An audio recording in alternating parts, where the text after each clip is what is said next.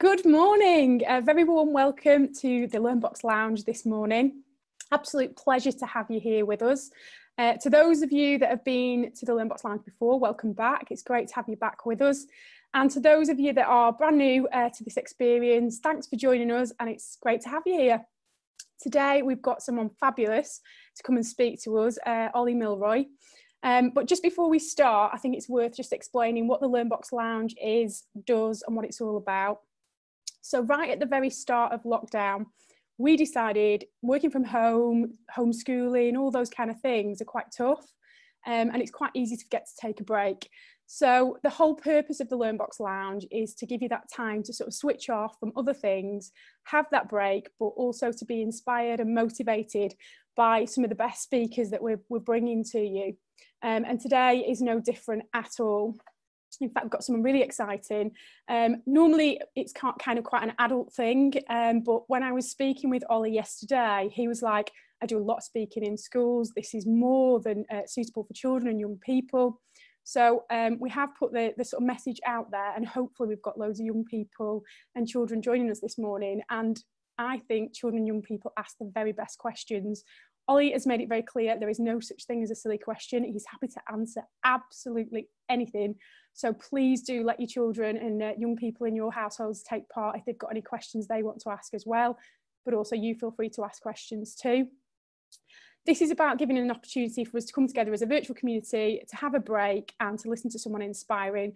And we always say when you enter the LearnBox Lounge, you should always go away from it feeling better than when you arrived. So that's our full intention today. And I have no doubt that that's exactly how you'll feel after having a really good chat with Ollie. Ollie does obviously a lot of work in schools, but he is an adventurer. And I'm not going to give too much information about Ollie. One, because we've got children and young people that are probably thinking, who the hell's this dude? I've not. 27 years old, with the same age, obviously. Me and I had a good chat about that yesterday as well. So yeah, he was happy to accept the fact that I was 27. So he's probably one of my favourite people right now. He's got some really exciting things to share with us today about his story, about all his adventures that he's been on. And really the message he was getting across is this is a chance for people to escape. He's got some great images to share with us as well as part of his journey. So for me, without further ado, let's ask Ollie to join us from hopefully sunny Plymouth. Ollie, are you there? Hello, thank you very much for having me. No, thank you very much for joining us today. And something I haven't mentioned is that you are doing this completely free of charge as your sort of commitment to the community and to give something back. We really appreciate it. And what we will do is put Ollie's details on the screen at the end for anybody that wants to get in touch with Ollie for any future work or any speeches or any information that you want to get from Ollie. Everything will be put on at the end. So yeah, I'm going to hand over to you now, Ollie, because that's why people are here. And I'll let you tell your story. And just one final thing, that if anybody has any questions that they want to ask, the Q&A is at the bottom of the screen. Feel free to fire the questions in as Ollie's speaking. And what we'll do is once Ollie's given you his story, we'll pose those questions to him at the end. So Ollie, over to you. Yeah, thank you very much for having me, guys. It is a very different kind of style of speech for me. I hope everyone's okay at home in quarantine. For me, it's very nice to be able to come along and do something like this. And I kind of want to continue on from what Lucy was saying there. This talk definitely for me is about giving you an opportunity to escape and experience a little bit about the world, as it were. I'm going to try and just share my screen very quickly here so you can get up a PowerPoint. I think the best way for me to do this is to show you some photos of my travel as I've gone along. And photos are always the best way than just listening to me blabbering on. Today's talk is very much about the whole world, as it were.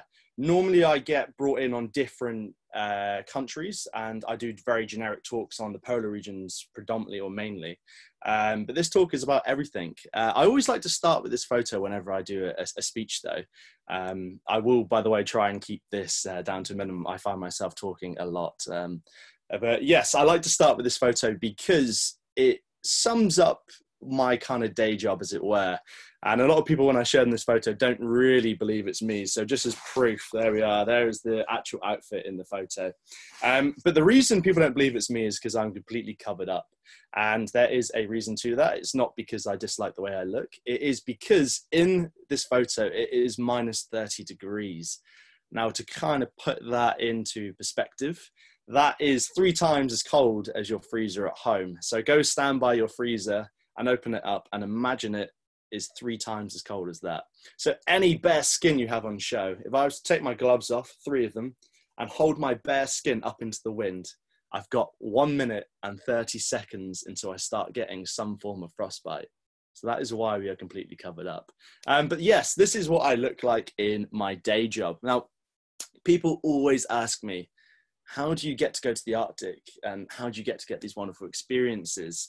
And today I'm going to tell you a little bit of a story. Now, a story obviously has a beginning and a middle part. So that's where I'm going to take you. I'm going to take you to round about the beginning of my middle, as it were. And I will pre-warn you, as this PowerPoint progresses, so does my haircuts. And there are some very, very dodgy haircuts, so I do apologize. I believe I was about 15 in this photo.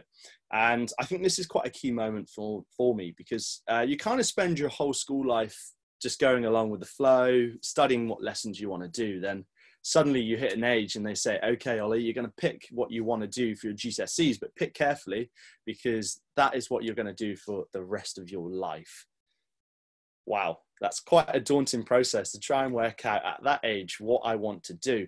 And unfortunately, there isn't really a job role that is an explorer or an adventurer. You can't really go out there and apply for a job. You have to create your own kind of job. So you couldn't go to your teacher and say, oh, for a living, I want to be an explorer. So at that point, I decided what I would do is I would work on my passions. And the thing is, if you turn your passion into a profession, then you'll never work again, because it's doing what you love. So I began setting myself goals. Now, I can't stress enough, the goals are so important. Every single day, you need to have a goal set for yourself, especially now in this coronavirus lockdown period. You need to set yourself a goal a day, because by naturally setting a goal, you're always moving forward when you achieve it. So if you look at the bigger picture, even though it's minuscule little goals as you go, the bigger picture shows that you can get your ultimate dream. Now, at this point, I knew I had some passions. One was the outdoors. I loved being in the outdoors. I didn't know what I could do with it, but I really enjoyed it. 2 was media. I had a real big fascination with the media, TV, radio, and things like that. And 3 was charity work. I had a real big ambition of raising as much money for charity as possible. So every day I would set myself goals around those different passions I had. So let's look at number 1. We have the passion of the outdoor industry. Now, I loved being in the outdoors. I loved going up onto Dartmoor. I loved going out on these wonderful walks. But the thing was, I wasn't necessarily very good at it. As you can see here on my left hand, perfectly normal. My right hand, I actually took a bit of a tumble and it's slightly swollen. But the beauty of it, by goal setting, you can actually make yourself better at something.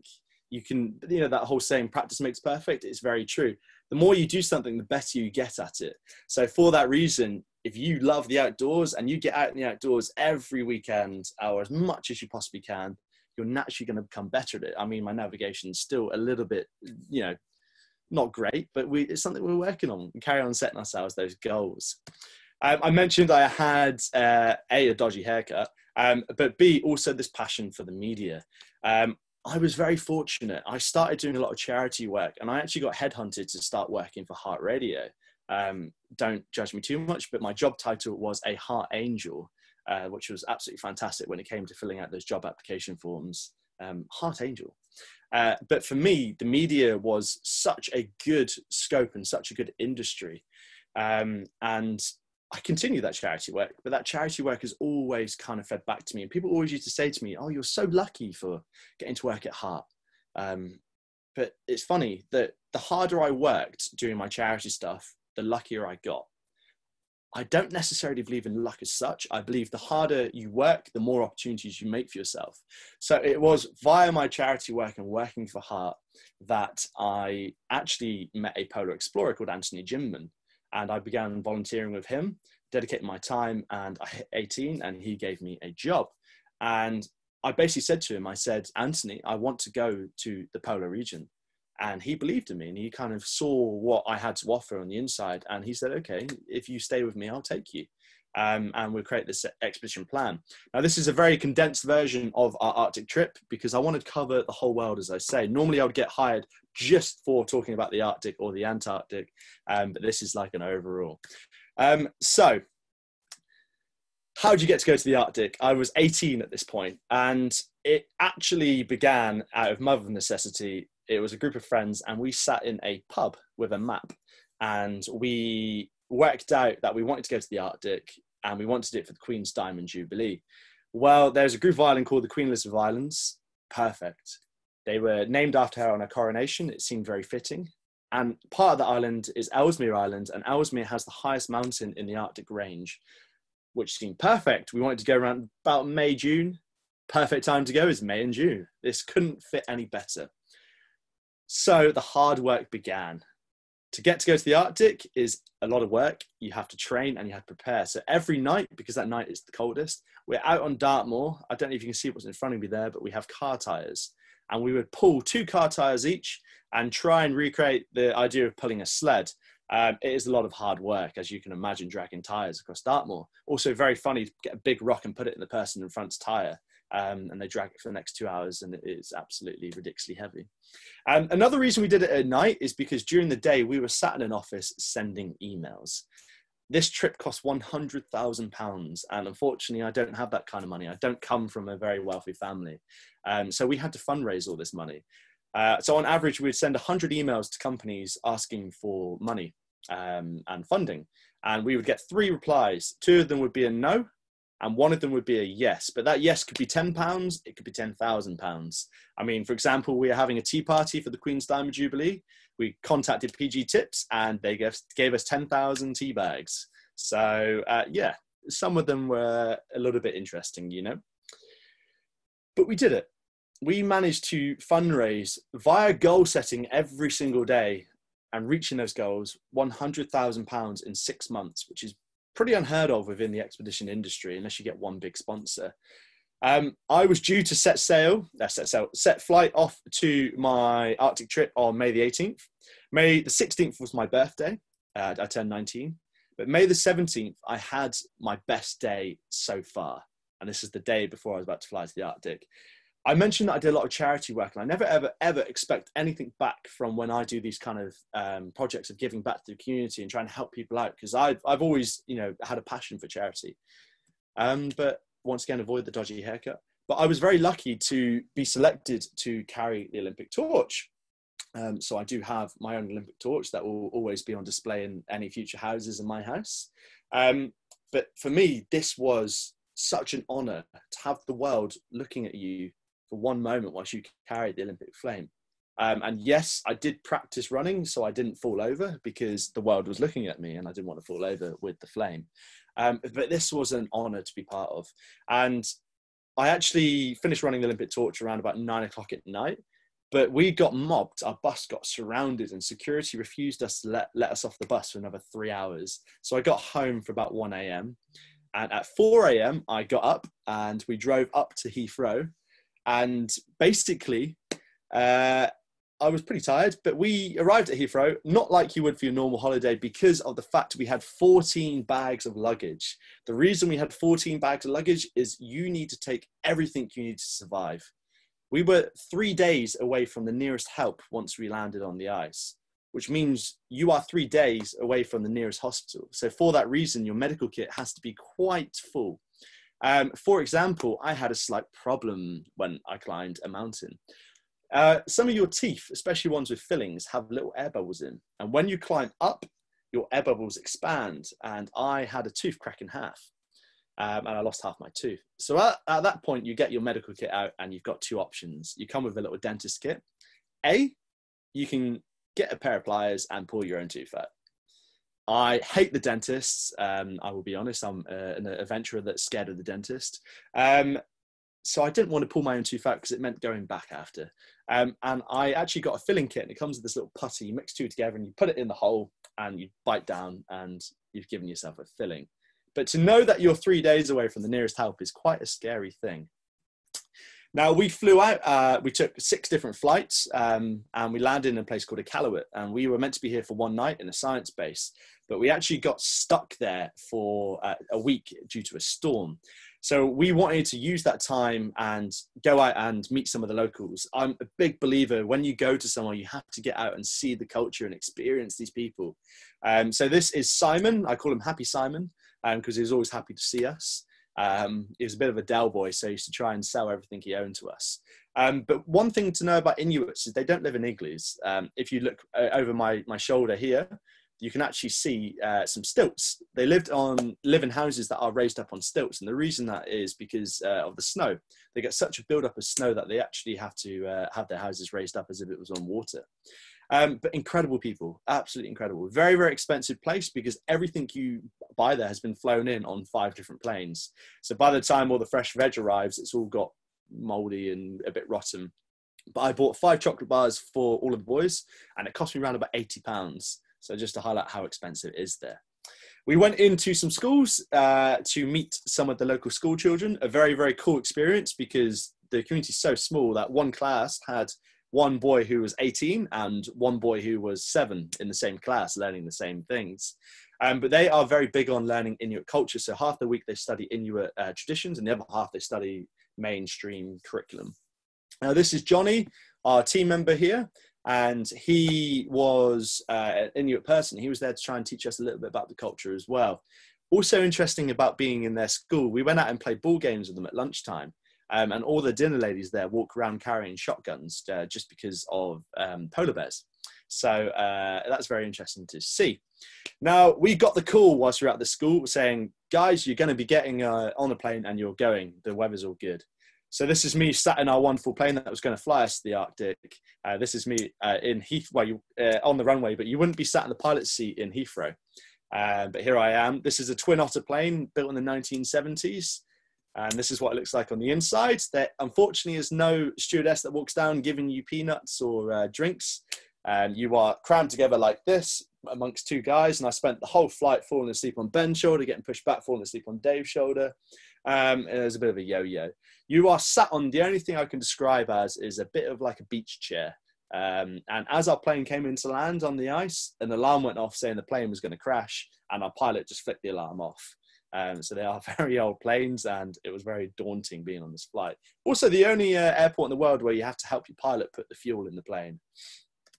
So we landed, and our plane emptied all our stuff out. Our pilot, Reese, said to us, he was like, we can make it back for breakfast, guys. I'll see you later. And he got on the plane and he flew off. And at that moment, it's quite a daunting moment because of the fact that you are now in the middle of the Arctic. You're 3 days away from help and you are completely on your own. And you can suffer something called polar shock. And that is where you panic. You basically, oh my God, like I'm in the middle of the Arctic right now. I'm probably the lowest on the food chain. And it can be scary. So the best thing you can do is to start working towards your goal and start working towards that aim and carry on and get skiing. So this is what the Arctic looks like at 2 a.m. in the morning. You can be like, Ollie, it's sunlight. How can it be 2 a.m.? That's because in the summer in the Arctic, every single day is 24 hours of sunlight. So this is what darkness looks like in the middle of the Arctic, which is very confusing for your body. Trying to go to sleep, you have to sleep with blindfolds on. And it's very cold. Now, people always ask me, do you have to wear sun cream in the Arctic? And if you guys had the ability to reply, I would ask you, but I will give you the answer. Yes, you do have to wear sun cream in the Arctic. I came back with a glorious tan. My hair had gone blonde, and no one would believe I've been to the Arctic because obviously it's cold. But the sun there's 24 hours a day, and it's so intense. So for that reason, yes, you do have to wear sun cream. Also, I don't know if you can see, but I've got some very, very interesting sunglasses on. I kind of wish I took those snow goggles out there, but I took some very bad sunglasses instead.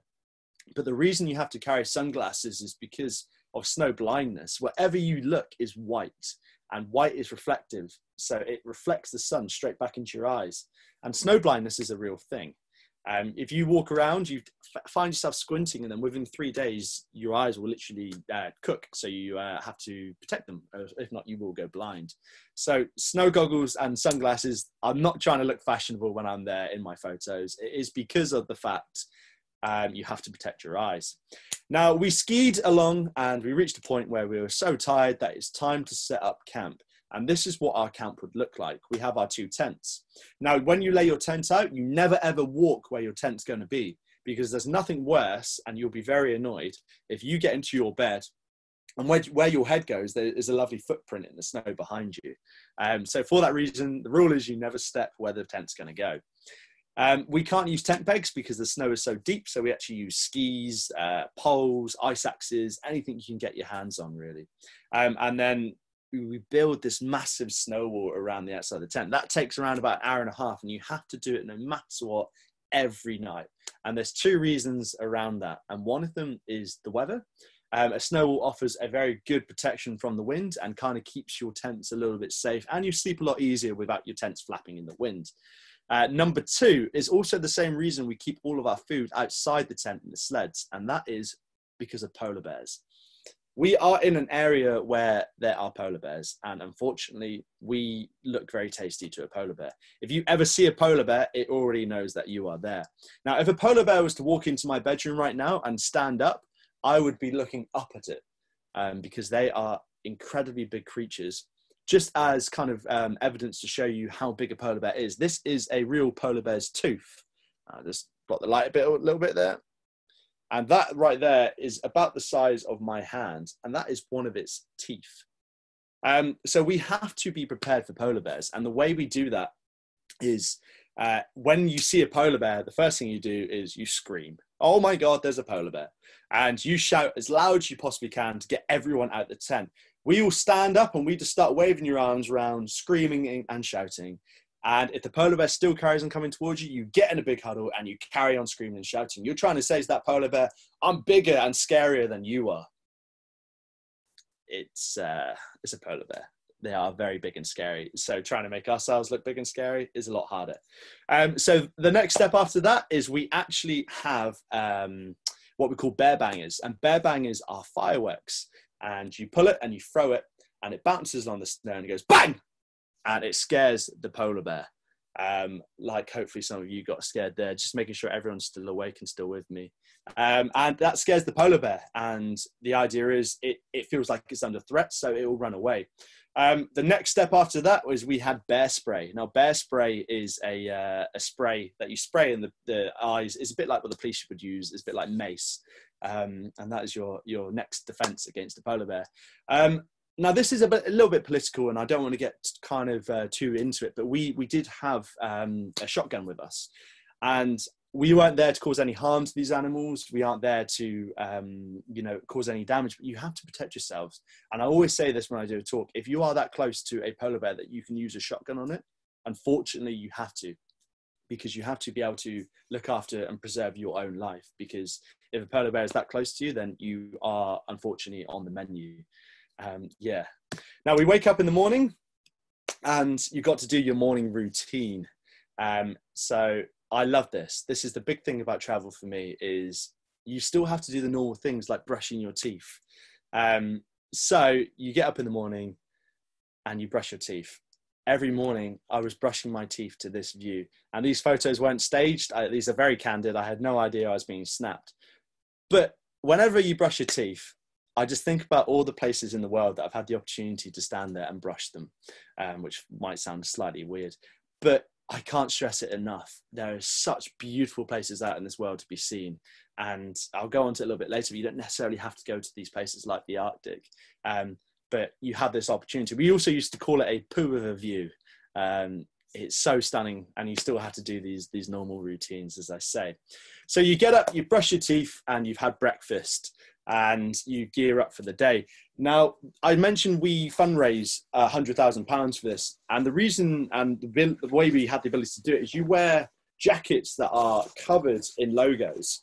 And the reason you do that is because when you get snapped and make it in the media, the logo is naturally on your body. So I became the poster boy for Ginsters because I'm from Devon. As you can see, I'm wearing a hat that says Ginsters on it.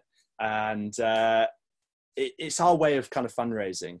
Also around my waist there, I'm wearing a harness with loads of climbing gear on it, and that is because of crevasses. I'll come on to crevasses a little bit later on, but they are the scariest thing, and every adventurer or polar explorer is scared of crevasses. And finally, you might notice that my cheeks are going slightly white in that photo, and that is because it's so cold. All of the expedition team members have these wonderful photos with icicles hanging out of their beards. But unfortunately for me, I didn't start growing facial hair until I was about 23. So I've only got these wonderful photos of my cheeks looking white, no hardcore explorer photos of icicles. So that's the best I can do for you. I do apologize. We set off in the morning to a glorious sunshine and headed for our mission, Mount Barbeau. Mount Barbeau was the mountain we were going to climb and have our tea party on top of. We skied as far as we could, and then you hit the ice and you have to move on to crampons, which are like these shoes with big spikes on. And we actually entered what we call a whiteout. A storm blew in and it became a whiteout. A whiteout is called a whiteout because the sky's white and the ground's white, and you can't tell the difference between the two. It's very kind of confusing. The best way I can describe it is to get a white bucket, put it on your head, and wherever you look is white. People walk off mountains because of a whiteout. And you take in turns, you walk single file being at the front, because the person at the front, they get a bit motion sick because they start walking side to side and basically get seasickness because their eyes can't focus on anything. Everyone else has got their jacket to focus on, so they're absolutely fine. A whiteout is an interesting experience to go through. But we actually made it to the top of the mountain, and I'm going to give you a link afterwards to our documentary, but it was so cold at the top, so windy, and you can hear it in the video, that we couldn't have our tea party up there. It was too dangerous to be up there. So we actually had our photos and we left. That's an Explorers Club flag. That flag has been down to the bottom of the ocean as well. You get given these flags and they have all stories to be told. I became the youngest person to climb this mountain, and for me to reach that summit, it was a very emotional moment. It kind of, I'll be honest, I did get, shed a tear because I'd worked so hard and set these goals, and I was actually stood there and we had achieved our mission. We actually had to make quite a hasty retreat back down the mountain and down this ridgeline. And a ridgeline, you have to walk one foot in front of the other. Either side of us is a slope, which is made up of ice. And if you step on that, you'll start to slide and you have to do an ice axe arrest to stop yourself. If not, you will slide off the mountain. You can cause yourself a lot of harm. So being a step away from danger is quite a daunting thing, especially when you're so tired. We made a hasty retreat back down the mountain. The beauty of it is we had 24-hour sunlight, so we could walk and climb for as long as we needed. We went to bed and we woke up in the morning and realized we had made a huge mistake. No, we climbed the right mountain, do not worry. But we had achieved our mission on the first couple of days of being there. The original plan was to ski into Mount Barbeau, climb it, ski out. But because of the weather delay, we got dropped off right at the bottom of the mountain. Day one, we climbed it. Now we realized we had no mission and no goal to work towards. And we still had 3 weeks left on the ice. And the thing is, if you don't have a goal or a mission you're working towards, then you become very lazy. Yeah, we'll have a lie-in today, and then we'll try and work something out. I'm not going to do this. I'm not going to do that. You've always got to have that mission. So we heard that Mount Barbeau was the highest mountain. And the way you test the height of a mountain is you climb to the top of it and you check your GPS and it tells you how high you are. So we decided to climb all of the mountains you see there and all of the mountains you see there. In total, we climbed 8 mountains. I became the youngest to do all of them. We discovered a mountain that shouldn't have been there. The reason being, it wasn't on the map. They fly a plane over, they take photos, and that's how they map the area. And there was a cloud over one of the mountains. So we discovered one. We were the first ever human beings to climb 4 of them, which means we got to name them. So we named one. There's no Mount Ollie, unfortunately. Mount Diamond, Mount Jubilee, after the Diamond Jubilee, Mount Elizabeth, after the Queen, and Mount Plymouth, because we're very proud from where we've come from. We also discovered that Mount Whistler was actually higher than Mount Barbeau, so we corrected it. Unfortunately, it's going to take a while for our names and results to be released, just because the process is very slow with somewhere like this. We did have a few days where it was so stormy that you couldn't go outside because you would literally get blown off your feet. These were called snow days. These are the best days because you literally lay in bed, eating crackers, salami, cheese, playing cards all day, and reading books and sleeping as well. One day of a snow day, Johnny, our Inuit teammate, radioed our tent and said, "Hey, have you guys ever built an igloo?" And we're like, "Johnny, we come from Plymouth. We get about this much snow a year if we're lucky." No, I've never built an igloo before. So he dragged us out of our tents and he taught us how to make an igloo. And basically you cut bricks out of the snow and you pile them up in a circle all the way around you, and you start cutting slight edges on them, and so they start curving upwards. And eventually you end up with this. Now, once the igloo is built, you light a fire on the inside until it starts to drip and rain on you, and then you put the fire out, and that freezes solids, the whole unit. They're so strong you can actually walk on the outside of them. Ben and Tom spent the night in this, and they said it's the warmest night's sleep they had because snow is such a good insulator. Now, the Inuits still use igloos when they go out hunting because it's lighter not carrying a tent. All they have to carry is a machete or a saw. And also it says that Johnny was telling us it warms them up by building the igloos, and then they go to bed nice and warm. Now, I mentioned about crevasses and these dangers. Now, crevasses are where glaciers are moving, a big crack in the ice, and they get covered by snow, so you don't know they're there, which means you're walking along and the ground underneath you could literally give out. So whenever we walk or ski, we are tied to each other in certain distances of rope. And I was going along one day and my ski pole just disappeared into a hole. And we realized we were walking right next to a crevasse. So we moved away, set up tent, and we cracked open the top of it, and we decided that we want to go down inside the crevasse and have a look. So this is me being lowered down into it. And as you can see from the outside of the photo, it's getting incredibly dark. And that's just how far I'm disappearing down. And this is me down at the bottom with my little Ginsters hat on there with Johnny. Now, the way you get out of these crevasses is you actually have two options. One, your team can pull you out. Or two, you can do a self-rescue where you tie knots in a certain way and you actually pull yourself out. You kind of haul yourself out like this. I weigh 95 kilograms, so the team decided at this point that they weren't going to pull me out and I would have to get myself out. It took me an hour and a half to get myself out of this by slowly pulling up the rope and pulling myself out. And I was pretty tired by the time I got to the top, if I'm being honest. Now, guys, I mentioned that this was a big kind of mission and goal of ours. We got given a very unique opportunity to send the Queen a video or a letter or something along those lines. We got given an email address, but we never expected a reply. And to receive this reply was absolutely incredible. I send my grateful thanks to the team members of the Arctic Jubilee Expedition 2012 for their kind message of loyal greetings sent on the occasion of the 60th anniversary of my accession to the throne. In return, please accept my good wishes for a most memorable and successful Diamond Jubilee expedition. But the key thing for me is it's signed off as Elizabeth R. Now, a lot of letters come out of the royal household, and a lot of time it's her ladies in waiting that sign them or a member of the royal household.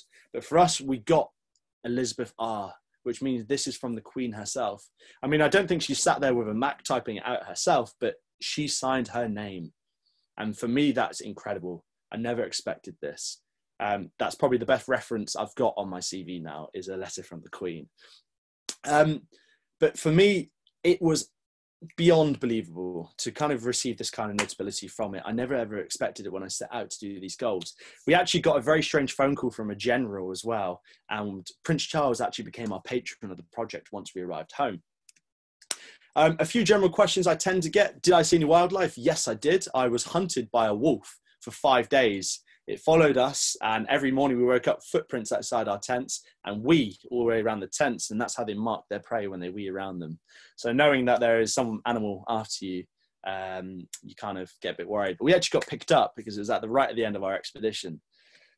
What do we eat when we're out there? Well, we actually survive off dehydrated meals. You melt snow down, no pollution there. So that's the purest water I've ever drunk. I've never been so healthy in my life when I was there. With that water, you mix in dehydrated meals. So I think this is a salmon casserole. And to that, you add soup noodles, you add a cup of soup, bacon, butter, cheese, smash, a lot of smash. And also pork scratchings. Mr. Porky's Pork Scratchings sponsored us. I was eating 3 bags a day. You know, you get those odd little hairy ones. yeah, unfortunately, I don't like pork scratchings anymore. But the reason every meal is piled so high with calories is you need about 10,000 calories a day because your body's working so hard to keep warm.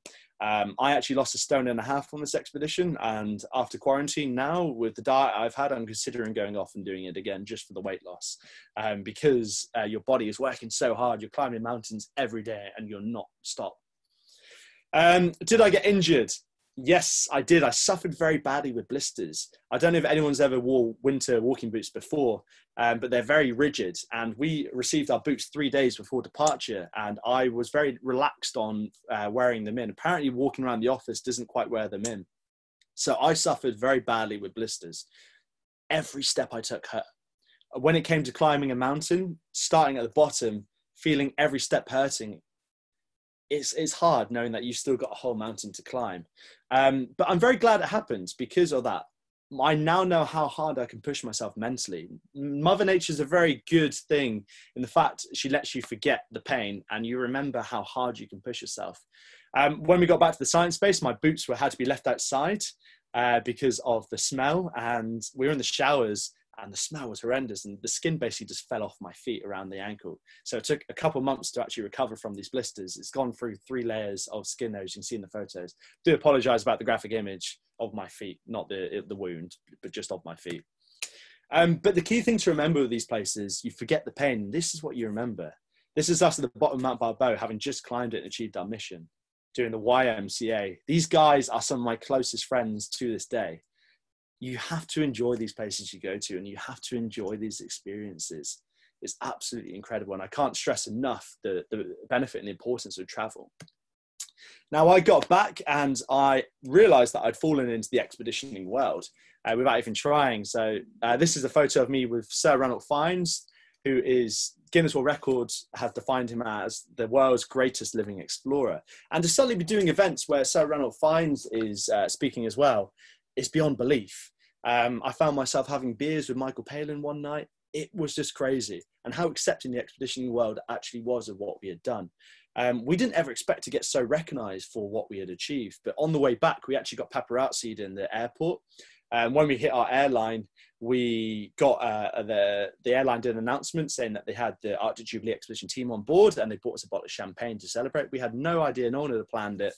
And the funniest thing is we got back to the airport, and probably my mum's favorite thing ever, we picked up Hello magazine, and I've put a little bit of paper in here to save these, but there we are. We were in Hello magazine for our Arctic Jubilee expedition. We never expected such notability from it, but things just went crazy. We ended up becoming we're in all of these different papers, the Telegraph, the Times, the Sun, the Daily Mail. I had family in Canada contacting me saying that they'd seen me on the news. It was crazy. And from that, I accidentally, I'm going to use that accidentally, became a public speaker because everyone wanted to hear the story and what it's like to go there. So before I knew it, I started going all over the UK and doing all these speaking events.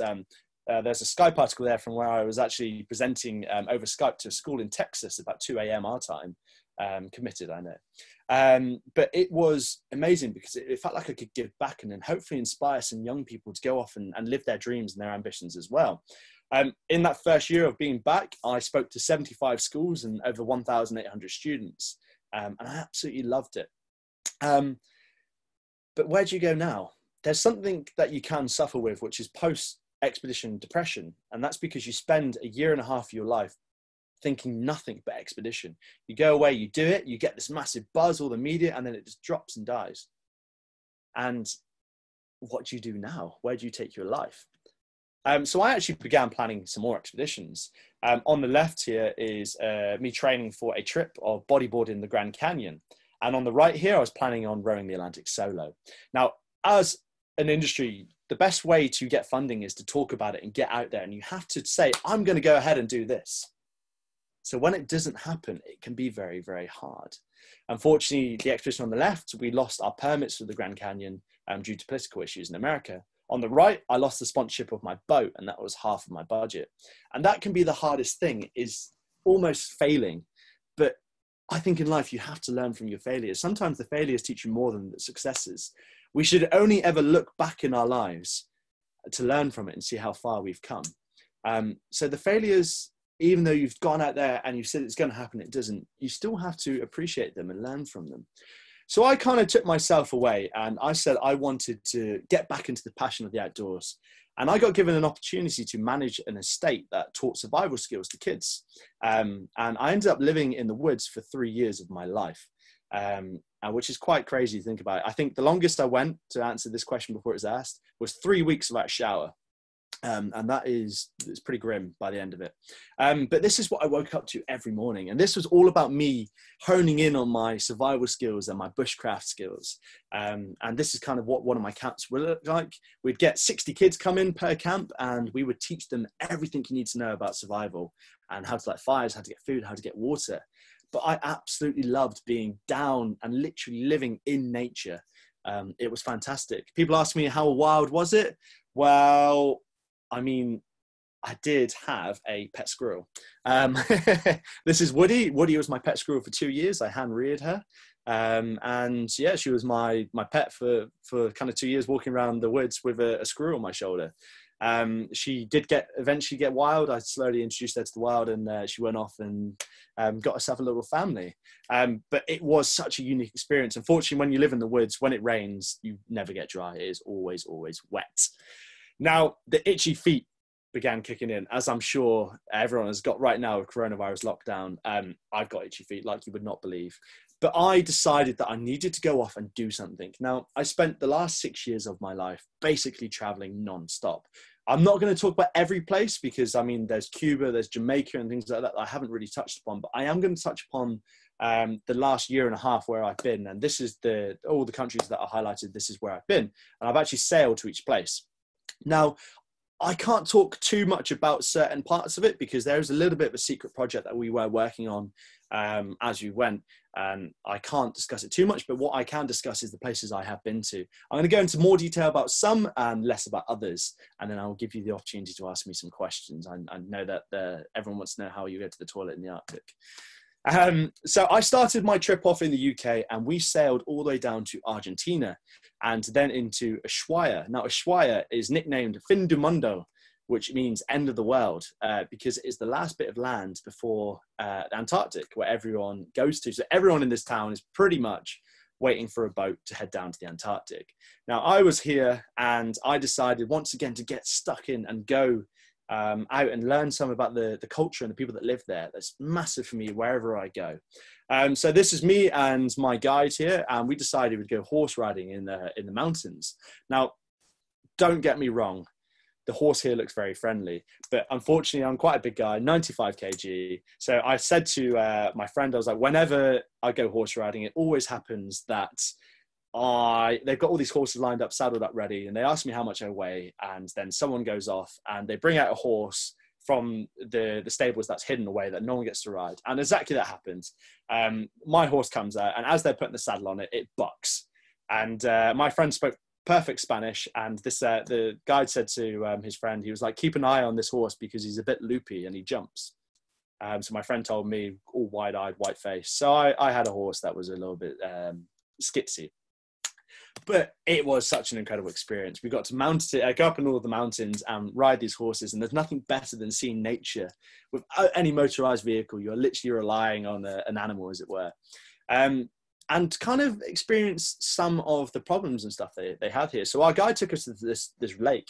And I said, oh, is this deforestation?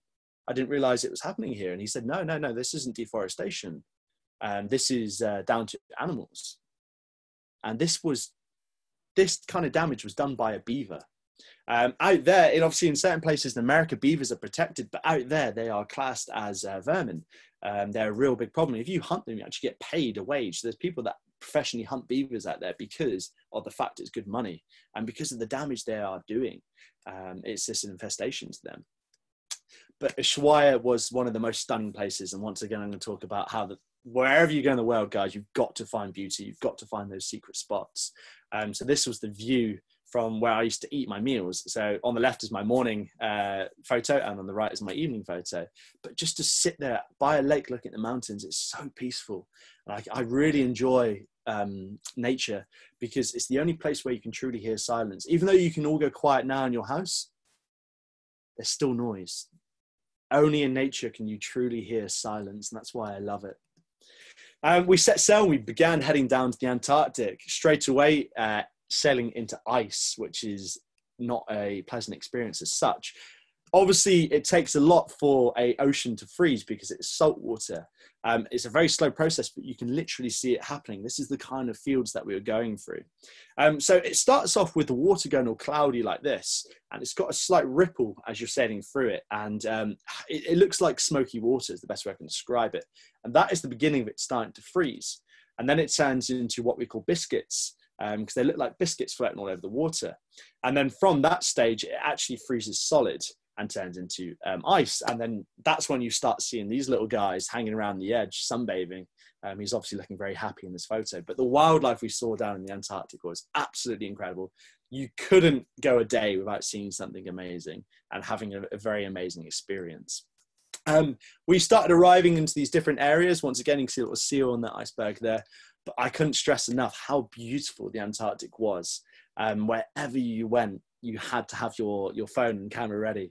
I'm a big believer in that. You shouldn't spend your whole time looking through a lens, but here it was almost impossible not to take photos. I think I've got about 15 different photos of that one picture right here. It's very hard to pick and choose. You end up sailing in all these different areas, and some of them are very inaccessible. So you've got to pick and choose, because you can literally sail into a bay and then the sea behind you start to freeze due to how cold it actually is. You sail past these amazing icebergs.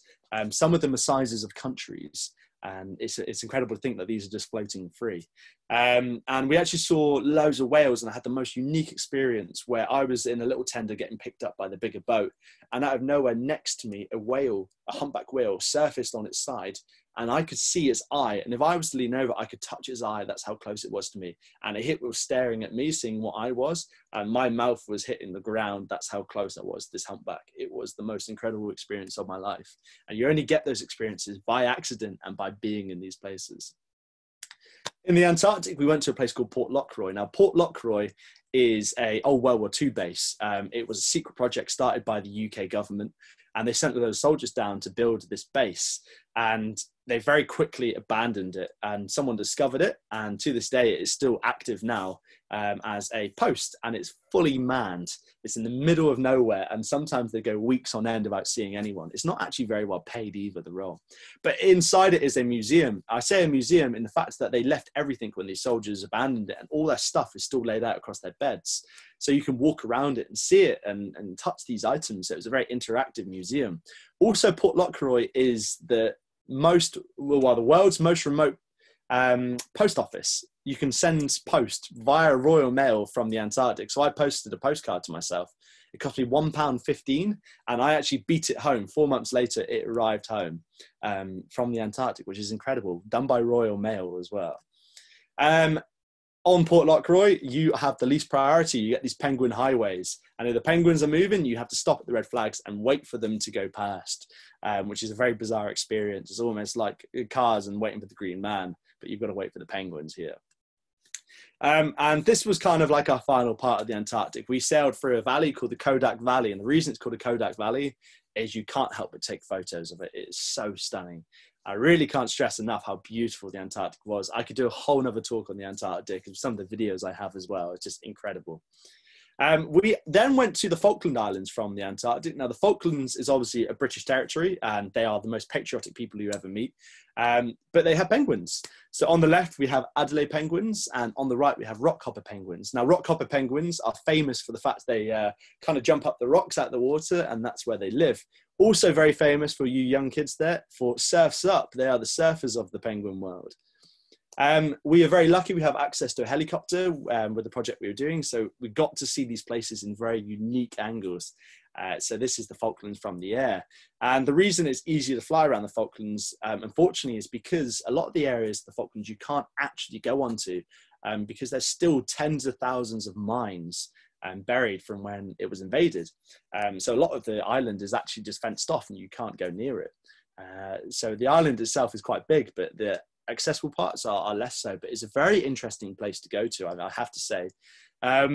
It's very diverse. So here is a signpost of all the different signs from people that have visited there. I'm not from Ivy Bridge, I'm from Plymouth, but yeah, it's the close enough for me.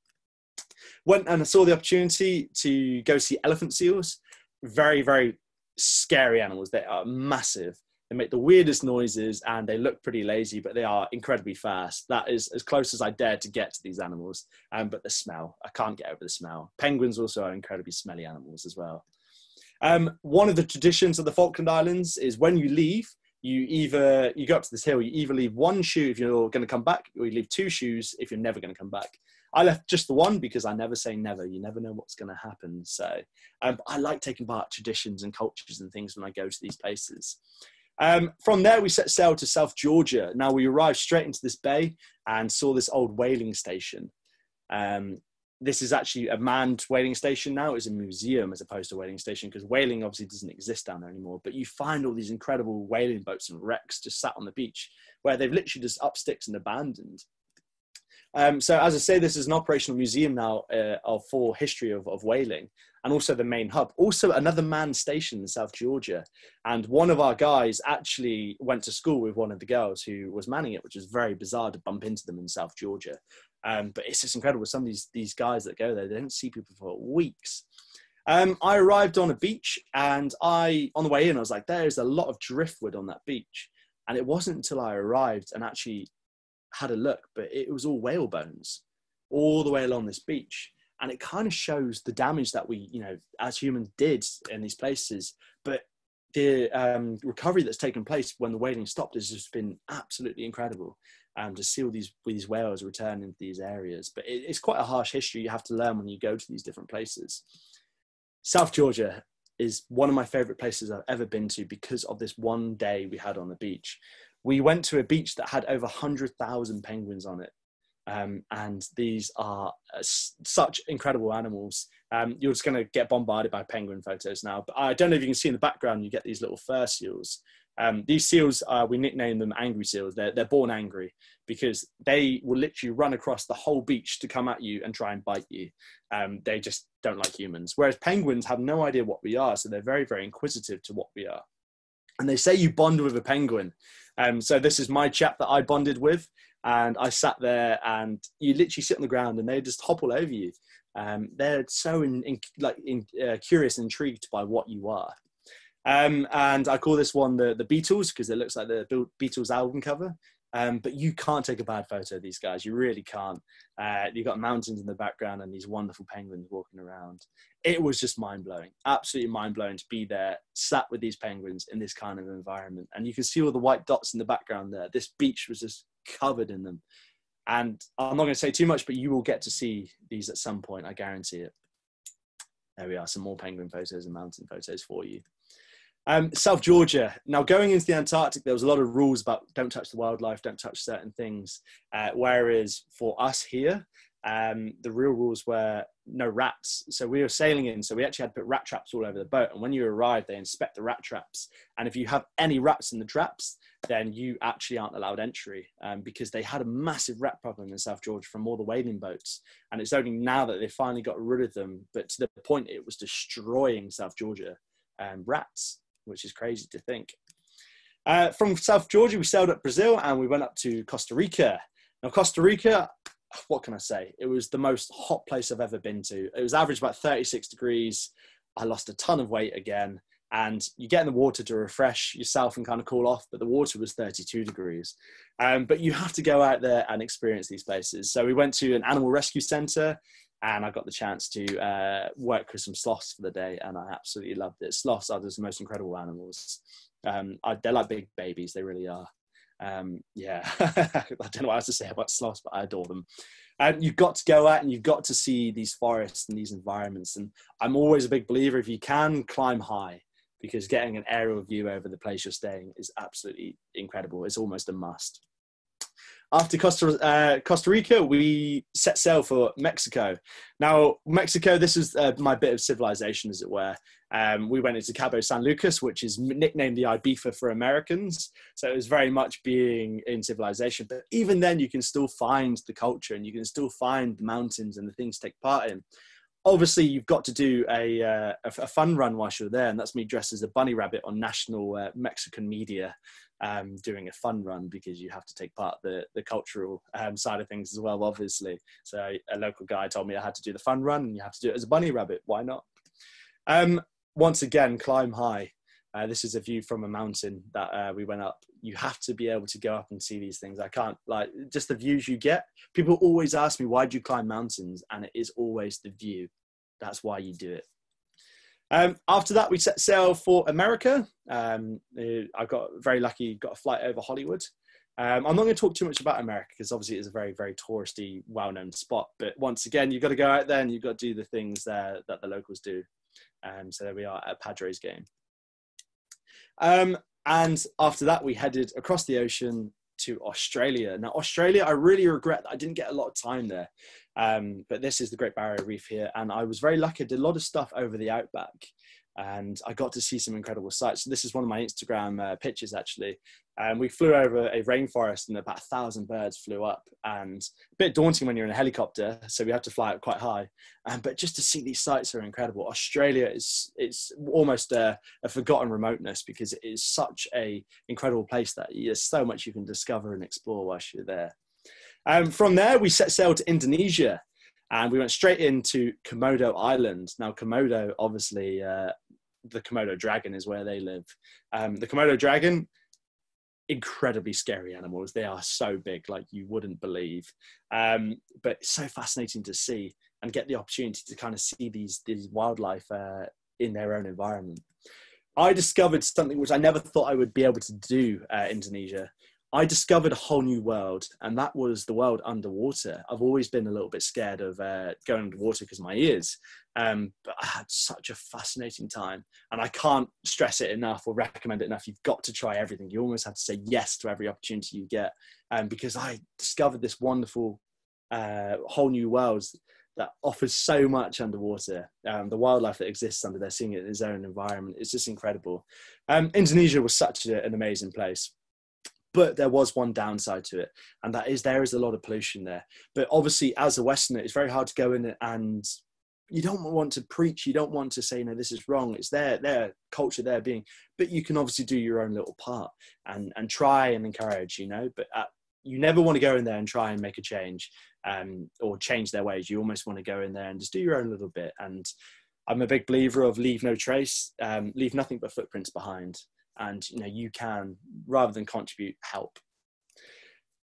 Wildlife. Now, I'm all for snakes. I don't mind snakes, but in Indonesia, their snakes can swim, and there's nothing worse than being at the beach and seeing a snake swim past you.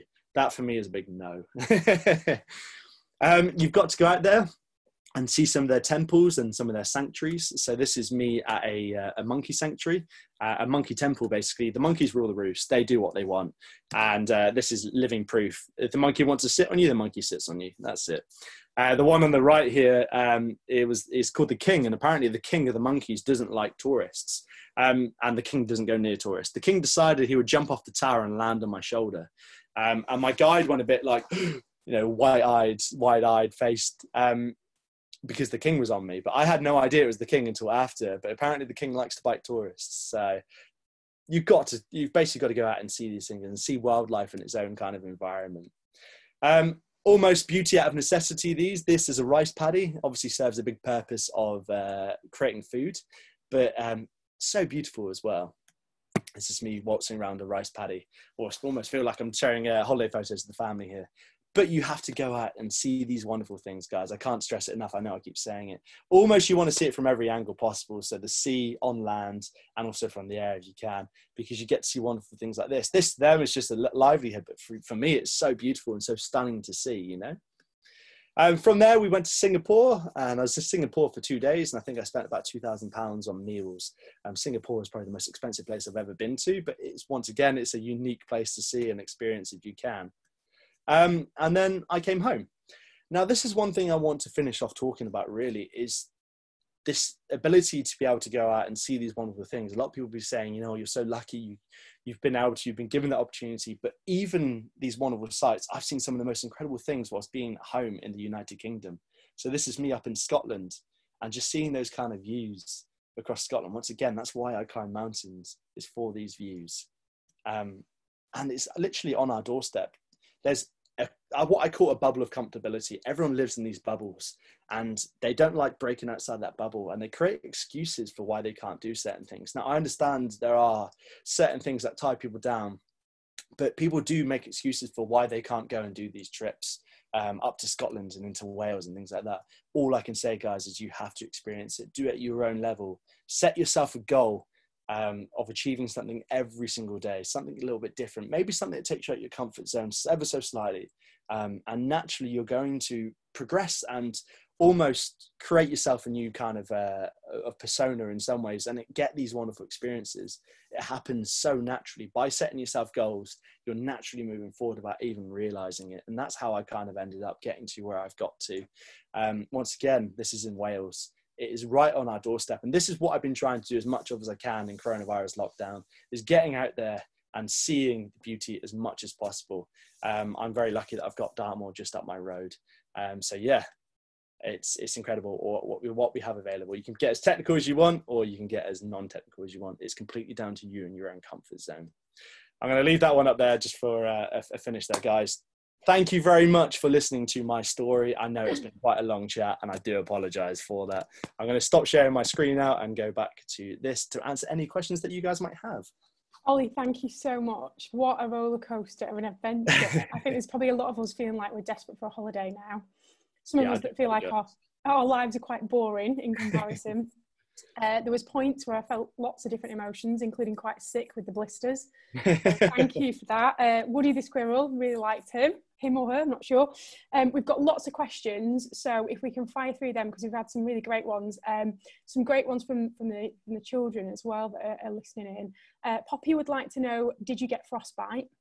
I didn't. I'm very lucky. I've got all my own fingers, my own toes. If you stay warm, but not too warm, because you want to be a little bit cold. If you sweat, that sweat freezes, and that's where you get frostbite. Okay. Dougie would like to know whether you took a whalebone. I didn't know. It's a very big thing. Kind of leave it for other people to see, because if everyone takes a whalebone, then everyone takes them home, and there's nothing left for other people to come and see. Okay.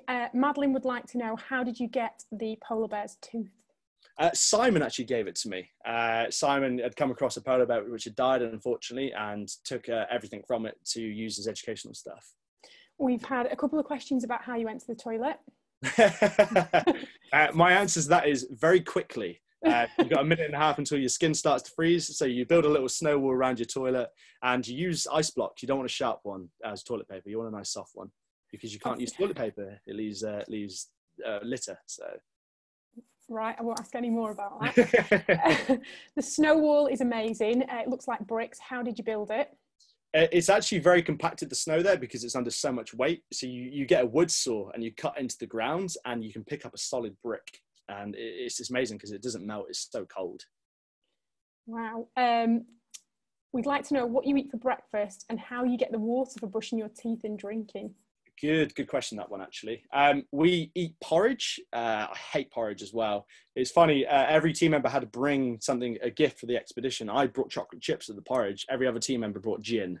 So it kind of shows that my thinking behind it. But I hate porridge. But every morning was porridge, chocolate, raisins, because porridge is a very slow release of energy. Our water comes from melting down snow and ice. We have a burner, and that's the biggest part of the morning. You always start with water in the pan, and then you put the snow in, because you can actually burn snow. It tastes a bit funny.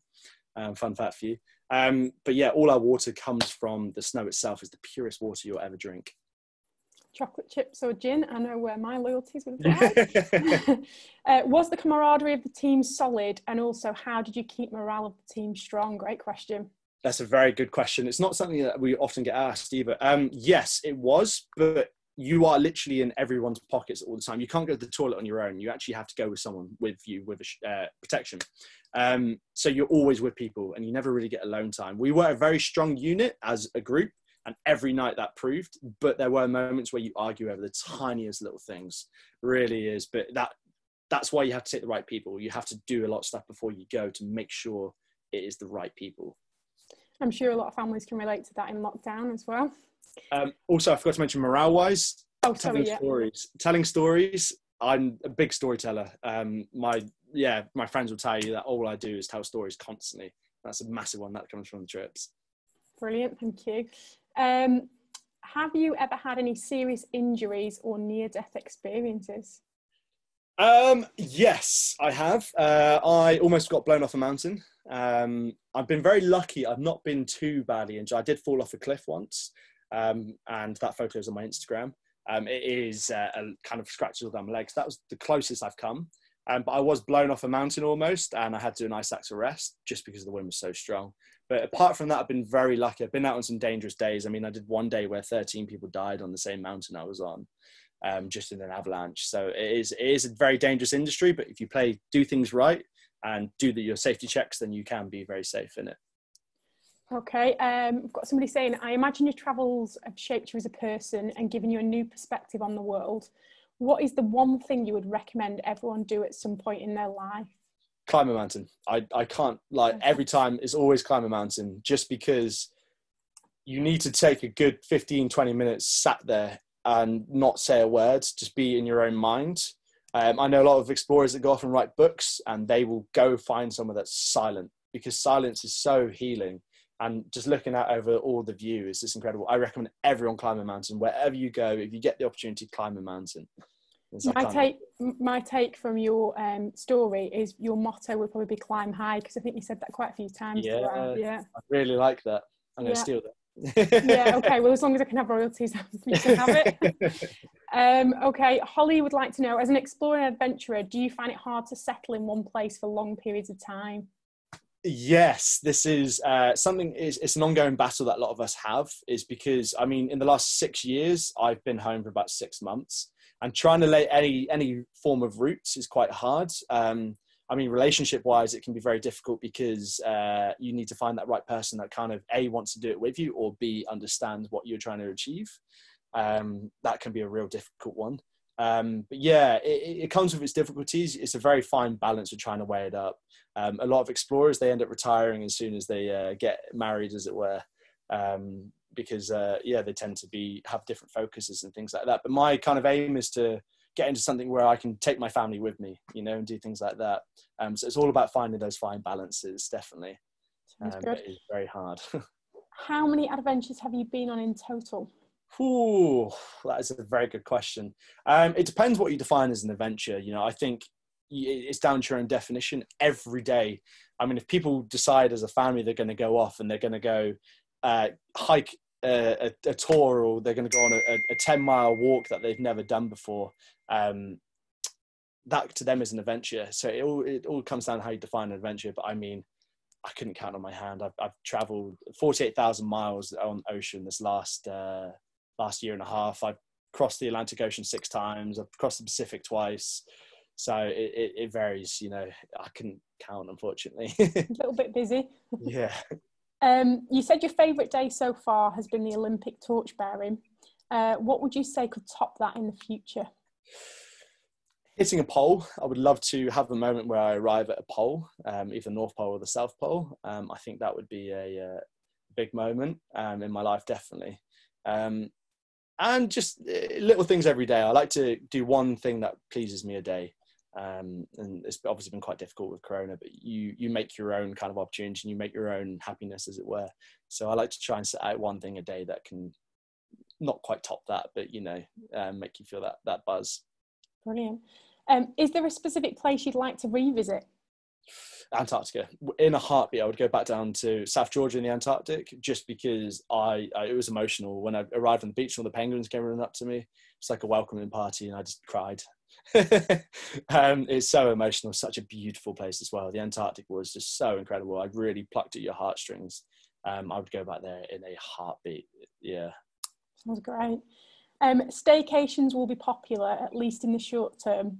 So what's been your favourite UK destination on your travels? Oh, okay. I'm slightly biased. I've done a lot in Scotland. Scotland has, like, the Isle of Skye is just the most beautiful place you can ever go to. And Scotland is so diverse in the fact you can be driving down a road, pull over in a lay-by, and then climb a mountain right next to it. I really enjoyed Snowdon. Snowdon was a very good experience, and that's a really nice one because you can do it as a family. You've got the pig trail that is a path that we can walk up. There's even a train that takes you to the top if you're having one of those days. But Scotland, in a heartbeat, definitely get yourself a nice lodge in Scotland and go up into the hills there, especially summer, it's a completely different beauty as compared to winter. You've got the rivers flowing, you've got waterfalls, the greenness, all the wildlife. Yeah.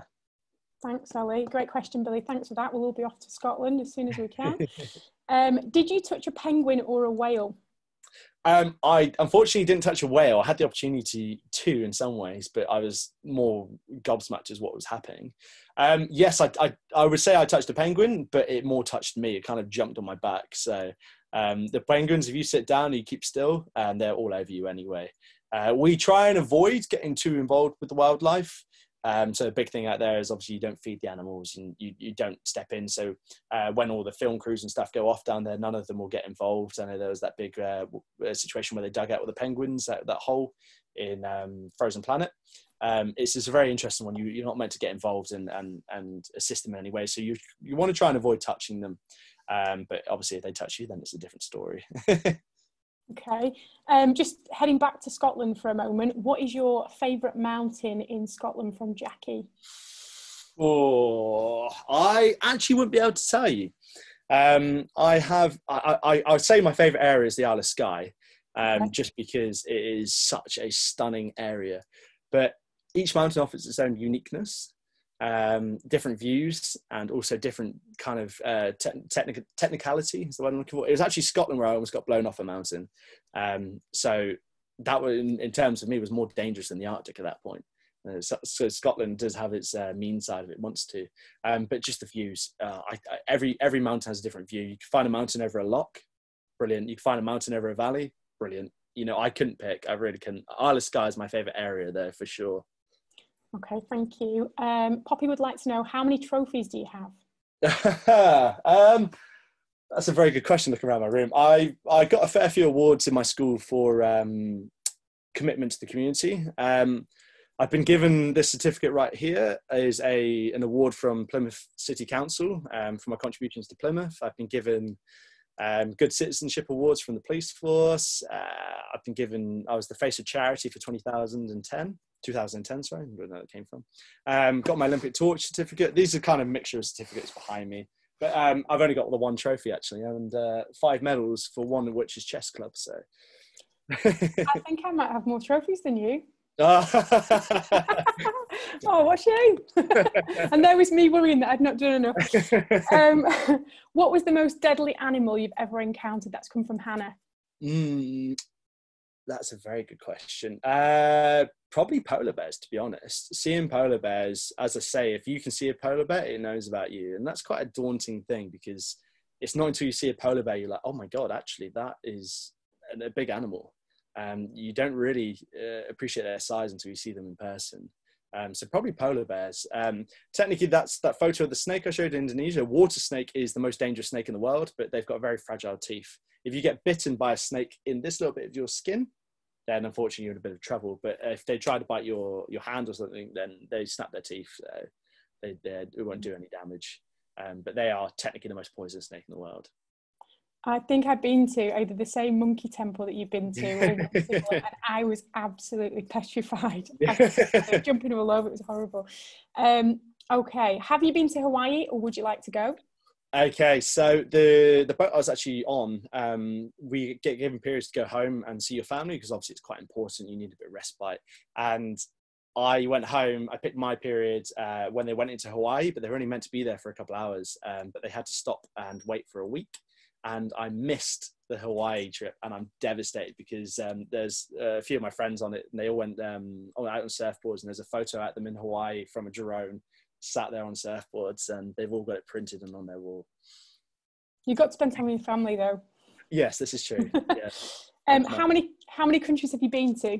Oh God. So when I was in America in that slideshow presentation, at that point we'd been to 17 in that year. And that's the only real counting I've ever done, but it's a lot. I've been to every single Caribbean island. I've done most of the Europe, Cuba, Mexico, Jamaica. Been very lucky. I've seen a lot of the world, but yeah, it's just showing off now, Ollie. Okay, last but not least question, and thank you for answering all of these, because I know there's been quite a few. What was your favourite forest adventure from Claire? Oh, that's a very good question. I'm obviously very, very lenient towards the 3 years I did living in the woods. That was absolutely amazing. If you really want to get stuck into the wildlife and go spend a week living in the woods, and you'll get stressed, you'll get upset, but you'll have such an incredible time because you forget, you know, what I smell is absolutely fine. I smell like bonfire because you sit around the fire every night. And they say a fire is your nature's TV because it flickers like a TV. And that's why people are so obsessed with watching fires, is the saying behind it. I think any woodland adventure I've done, going Costa Rica, going in the jungle was amazing. Because it's obviously very different when you're walking along in the UK, you're looking out for cowpat, whereas you're walking along in Costa Rica in the rainforest, you're looking out for snakes. So very different kind of elements to look out for there. Definitely, and I'm sure there'll be a few children and young people now putting some pressure on for some camping trips and some woodland adventures. So thank you for that, Ollie. It's been an absolute pleasure to hear your story and your adventures today. Really inspiring, especially at 27 years of age. I know we keep joking about me being the same age, but you have made me feel like my life is quite boring in comparison, and I probably need to get out there and travel a little bit more. But I think the overall message is around setting them goals. And that anybody can be an adventurer, you know, and it doesn't matter what scale that's on. If you set them goals and you want to do something, then why not? And you've sort of proved that to everybody today. So thank you so much for giving your time. Thanks to everybody for joining us today. We will put all these details up at the end, and we'll be in touch about future LearnBox lounges. We hope you've had a great break, and we're sure you're going away feeling better than you did when you arrived this morning. So thank you all very much. Thank you, Ollie, for your time. Thank you very much. Take care. Thanks. Bye. Bye-bye.